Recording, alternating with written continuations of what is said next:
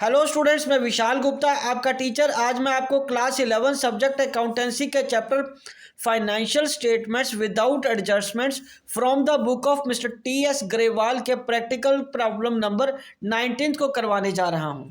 Students, इससे पिछले 18 question मैं अपनी पिछली वीडियोस में अपलोड कर चुका हूं। आप मेरे चैनल को सब्सक्राइब कर लीजिए, शेयर कर लीजिए और लाइक करना ना भूलें, और वो 18 क्वेश्चन वहां से देख लीजिए। स्टूडेंट्स, ये देखिए मेरे पास है क्लास 11th की बुक टी.एस. ग्रेवाल की फाइनेंशियल अकाउंटिंग, एडिशन है 2021। इसका 19th क्वेश्चन आज मैं आपको करवाने जा रहा हूँ। ठीक है जी। तो 19th क्वेश्चन में देखिए क्या लिखा हुआ है। From the following balances prepare trading and profit and loss account for the year ended 31 March 2021 and the balance sheet.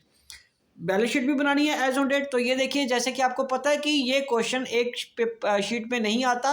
ये trading and profit and loss एक मेरे पेज पे बनाया है और दूसरे पेज पे फॉर्मेट बनाया है बैलेंस शीट का। तो चलिए इसको हम आगे कंटिन्यू करते हैं।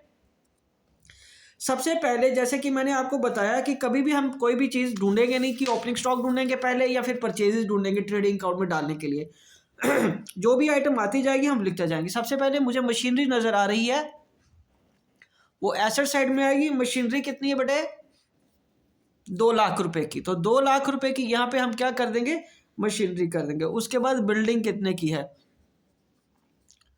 बिल्डिंग कितने की है? 1.5 लाख रुपए की। ठीक है जी। उसके बाद डेटर्स कितने के हैं? डेटर्स कितने के हैं स्टूडेंट्स हमारे पास? 2,70,000 के। डेटर्स कितने बेटे? 2,70,000 के। उसके बाद है कैपिटल। कैपिटल कितने की है? कैपिटल नहीं पता हमें, तो लेस क्या करेंगे हम? ड्राइंग्स करेंगे। अभी कैपिटल लिख लेते हैं ना, फिगर बाद में ढूंढ लेंगे क्योंकि ये तो डेबिट साइड वाली चीज़ें हैं। और यहाँ पे जो ड्राइंग्स है वो है 90,000 के।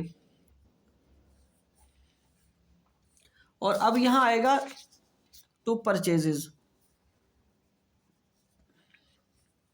परचेजेस कितना है? 9,50,000 का। मैंने इधर क्रेडिट बैलेंसेस में देख लिया परचेज रिटर्न नहीं है, तो सारा मैं इसको परचेज को पहले ही बाहर लिख लेता हूँ। तो अब उसके बाद क्या है? To wages. टू वेजेस कितना है? 5 लाख रुपए का। उसके बाद बैड डेट्स हैं। बैड डेट्स कहाँ आ जाएंगे? P&L में। बैड डेट्स कितने के हैं? 10,000 के। उसके बाद बैंक का बैलेंस है, वो तो इधर ही आएगा बैलेंस शीट में। ठीक है जी। बैंक का बैलेंस कितना है?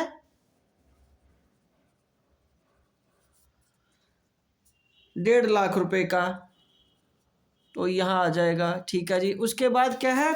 Opening stock. ओपनिंग स्टॉक कितने का बेटे? To opening stock. Opening stock कितने का है? ओपनिंग स्टॉक है हमारे पास 2 लाख रुपए का। ओपनिंग स्टॉक कितना है? 2 लाख रुपए का। उसके बाद रेंट डेबिट में आएगा, क्योंकि डेबिट खर्चा ही डेबिट वाली साइड में है ना, तो इसका मतलब ये इधर ही आएगा। रेंट 45,000 का यहाँ रेंट आ जाएगा। उसके बाद है सन्ड्री एक्सपेंसेस।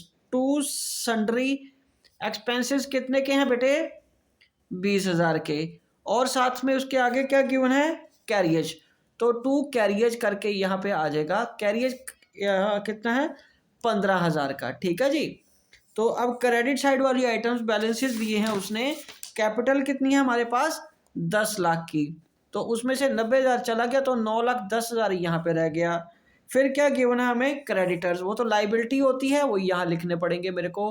क्रेडिटर्स कितने के हैं? 1,40,000 के। और उसके बाद सेल्स गिवन है, तो सेल्स यहाँ पे लिखेंगे हम बाय सेल्स। सेल्स कितनी है? 14,50,000 रुपए की। और उसके बाद है कमीशन। वो इनडायरेक्ट इनकम है, बाय कमीशन करके मैं यहाँ लिख दूंगा। कमीशन कितनी आ गई बेटे? 10,000 रुपए की। ठीक है जी। उसके बाद नीचे देखिए ध्यान से, closing stock was of ₹70,000 but its net realisable value, market value कितनी है? 60,000। तो स्टूडेंट्स, इसमें एक चीज आपको याद रखनी है कि जब भी इस तरीके से दो फिगर्स गिवन हो, market value, net realisable value या कॉस्ट प्राइस, हमें विच एवर इज लेस लेना होता है। Whichever is less. Closing stock कितने का है बेटे? 60,000 का। ठीक है। उसके बाद कितना है? यहाँ पे आएगा क्लोजिंग स्टॉक। क्लोजिंग स्टॉक कितना 60,000 का लेना। मैंने आपको बताया यहाँ आप चाहो तो नोट भी लिख सकते हो, closing stock is to be valued at whichever is less from cost price और नेट रियलाइजेबल और मार्केट प्राइस बिकॉज ऑफ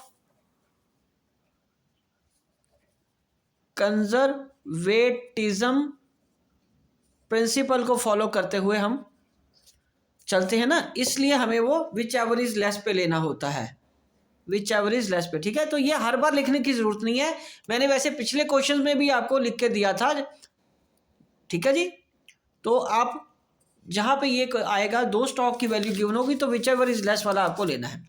ठीक है जी, तो चलिए अब फिगर्स तो हमें सारी उतार ली हैं, अब कैलकुलेट करेंगे ग्रॉस प्रॉफिट। तो 14,50,000 और 60,000 करके 15,10,000 आ गया, 15,10,000 आ गया। और उसमें से अब इसका साइड का टोटल कर लीजिए, 2 लाख जमा 9,50,000 मैं इनका टोटल कर रहा हूँ, जमा 5 लाख जमा 15,000। ठीक है, तो का ये आ रहा है हमारा, ओहो ये तो लॉस आ गया, ये फिगर ज़्यादा बन रही है, रादर 16,65,000 बन रही है, तो मुझे यहाँ भी चेंज करना पड़ेगा। 16,65,000 फिगर बन रही है ये, क्योंकि ज़्यादातर होता क्या हम पहले इसका टोटल करते हैं।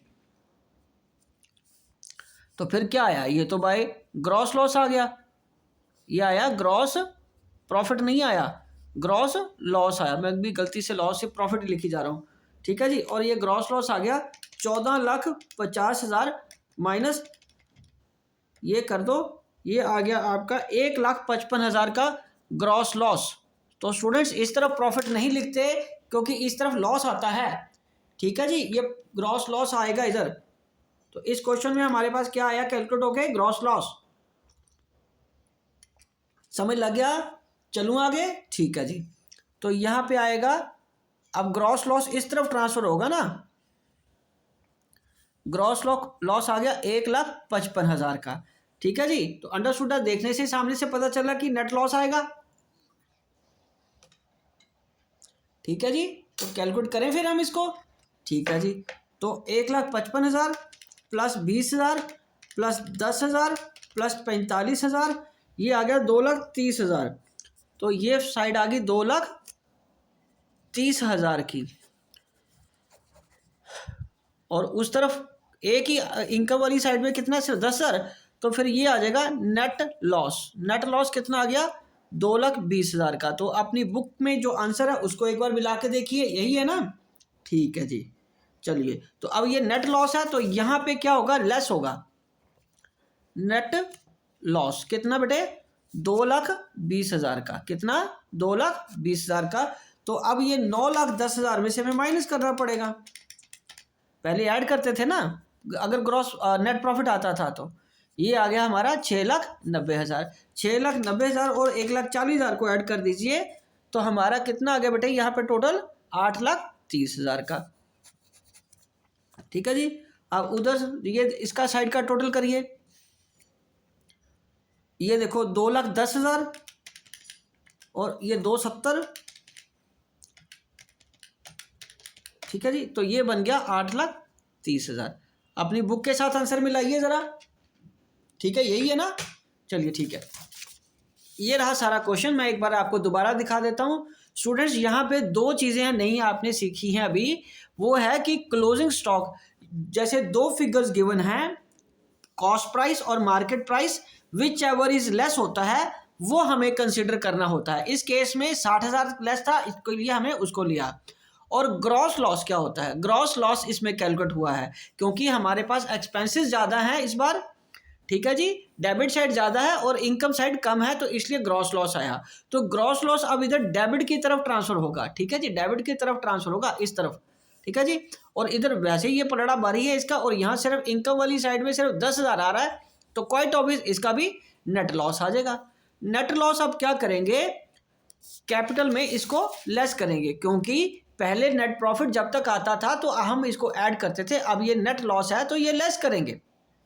ड्राइंग्स भी लेस हो जाएंगी, नेट लॉस भी लेस हो जाएगा, तो 6,90,000 आ जाएगा। फिर हम इस सारी साइड का टोटल, इसमें हालांकि 2 ही आइटम्स है, दोनों का टोटल कर लेंगे 8,30,000, और इधर भी बाकी आइटम्स को देख के इसका टोटल कर लिया, वो 8,30,000 आ गया। आप बुक के साथ आंसर मिला लीजिए। ठीक है जी। तो स्टूडेंट्स, इसी के साथ मैं ये वीडियो कंक्लूड करता हूँ। आई होप कि आपको अच्छी तरह समझ आ गया होगा। बाकी क्वेश्चन इसके मैं अगली वीडियो में कराऊंगा आपको। ओके जी, डन।